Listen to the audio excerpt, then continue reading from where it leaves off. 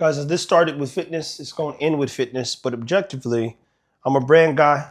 And we had to find a way to repurpose, restructure this particular page. So you'll see conversations, interview, life stuff, and then things that just kind of keep the show going. Today, we were given some gooseneck stuff.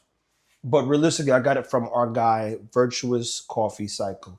And I went in there and I said, man, well, let me take a step back. I go to the blendery. At the blendery, this guy sells coffee beans. So he says, man, dude, I wish I had someone like you to help. So how much help do you need? Because that's the real question. What people don't fail to realize, somebody tell you they need help, you be like this. How much we talking about? Not even price-wise, because depending on how much time you don't have, it can get interesting. So he said, I need somebody to help me like you helped him at the blendery. So if you guys don't know, we have a page called The Art of Whiskey, where we're doing whiskey stuff. And that's me going and learning about the whiskey business, the whiskey opportunity, building a whiskey brand with the whiskey business. And so he tells me, well, I got this coffee thing, right? I don't know anything about coffee, okay? I don't have an effing clue about coffee. Oh, but this feels professional. I'm a little teapot, short and stout. This is the teapot they was talking about. But this feels professional, guys. So go in there, and my first step is always seeing if something's unique or special about the person. A coffee business is a coffee business. A clothing line is a clothing line. If there's nothing unique in terms of how that brand can make someone feel or the person can, there's nothing I could do for them. So you got to know your limits. So if I go in and I say, oh, there's something special about this person, then I'm like, all right, I can add value.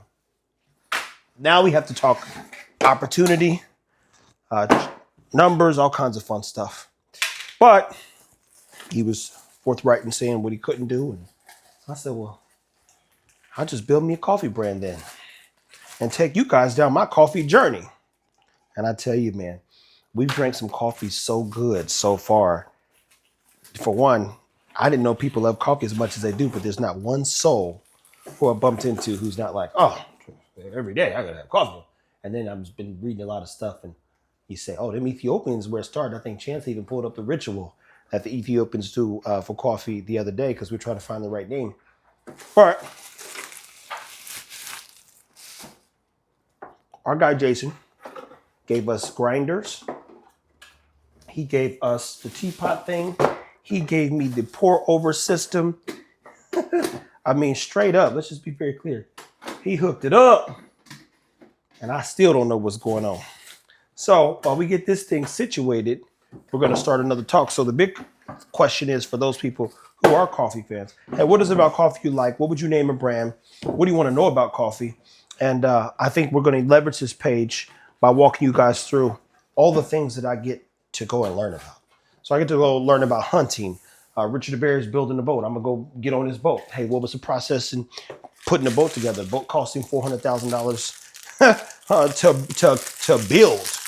I'm like, dang, some people build houses. Richard's building a boat. And then you go, let me see. Oh, whiskey. Walked into the whiskey thing. Had no clue about whiskey and what goes into that and its history. Now I've got whiskey friends. I got coffee friends.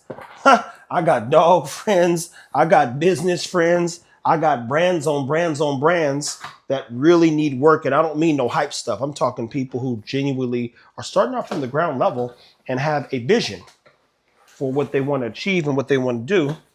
And can teach me, you, and all those watching how to become, I guess, an aficionado or a fanatic. It's funny because I got this idea to create this fanatic brand, and it's like it kind of covers everything if I think about it. If I go, are you a coffee fanatic? It's like, this can kind of go across all boards if I think about it. And just make a complete fanatical brand in general about all the stuff that's not sports. Because I'll never be a sports fanatic. I'll tell you that right now. No interest in that stuff. I'll go and hang out with some people who do the sport thing, but that's not my thing. So we're gonna get this set up and figure out how all this stuff works. This is actually pretty intimidating when you think about it. Now, I'm not a person who I like science, but okay, the water's got to be measured out. The pour over thing has to be perfect.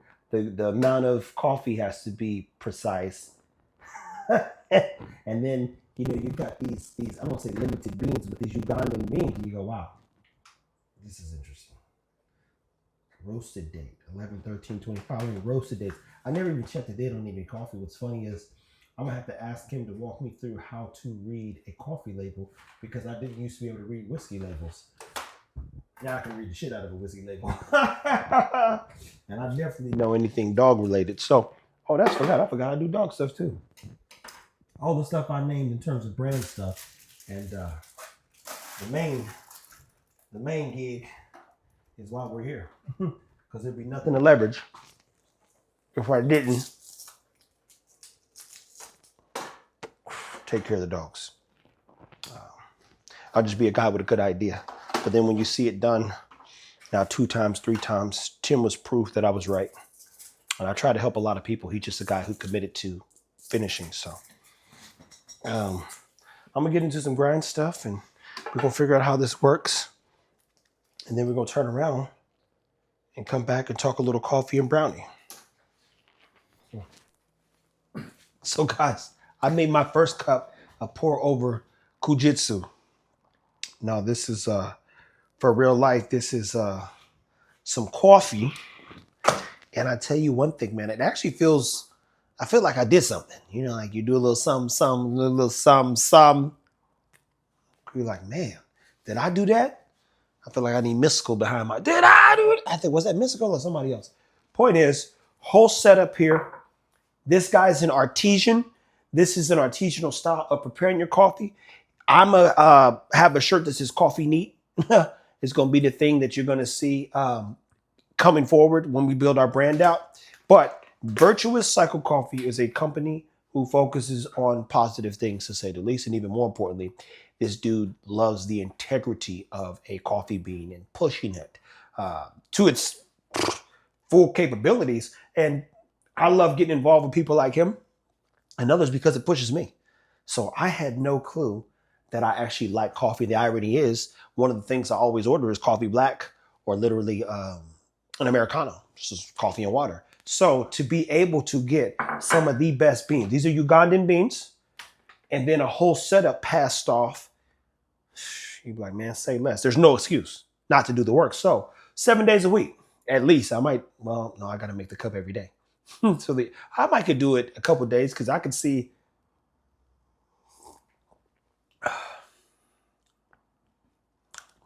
That's pretty good, man. What you think? That was great. That was pretty went down. I was like, man, that was pretty good. You like, yeah, I wish I had a little bit more. I don't need a lot. I bet you don't, Negro. What I will tell you is 20 grams. So look, and it's all mathematics too. So 20 grams equals 2 cups. 320 grams of water equals a cup per se.